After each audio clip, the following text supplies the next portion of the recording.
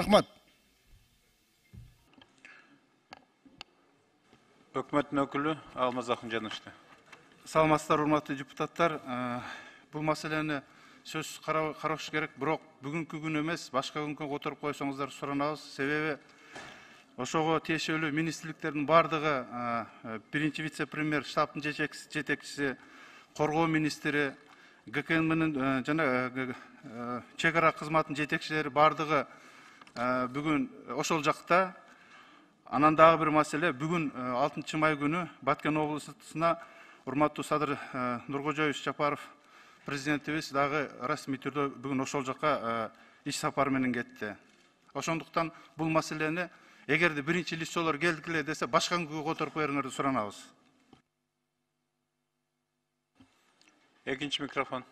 Штабтын жетекчиси, коргоо министри, ГКНМнын жана чек ара кызматынын жетекчилери бардыгы бүгүн ошол жакта. Анан дагы бир маселе, бүгүн 6 май күнү Баткен облусуна урматтуу Садыр Нуркожоевич Жапаров президентибиз дагы расмий түрдө бүгүн ошол жакка иш сапар менен кетти. Ошондуктан бул маселени эгерде биринчи лицолор келдикиле десе, башка күнгө которуп бериңерди суранабыз. Экинчи микрофон. Талант Турдуматович, биз бүгүн караш керек, премьер-министр бар, келсин, Марипов. Бүгүн ушундай акыбалда жогорку кеңеш унчукпай туруп алган уят да. Эл карап турат бардыгы. Биз элдин өкүлү катары айтышыбыз керек, карашыбыз керек. Премьер-министр келсин. Алтынчы микрофон. Рахмат. Талант Турдуматович, урматтуу депутаттар. Микрофон жакшы чыкпай атабы.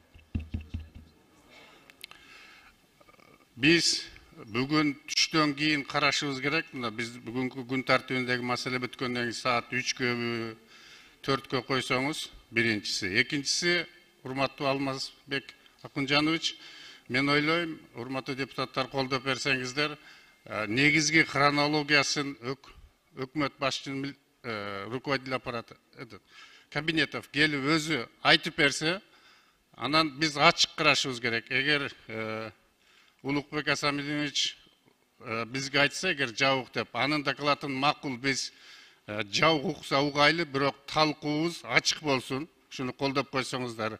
Себеби мен билгенден бери 15 жылдан бери мына секретный жабык өтөбүздө отуруп, ушул күнгө келдик. Биз ачык айтышыбыз керек.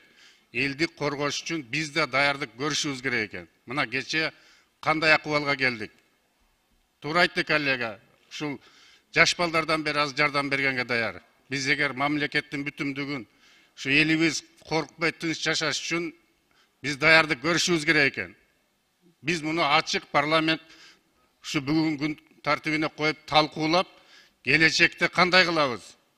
Ошол атайын даярдыктарды өткөрүп, элдерди армиядан башка адамдарда даярдашыбыз керек. Муну биз ачык айтып, элди коргосок болбойт. Бул күн келди.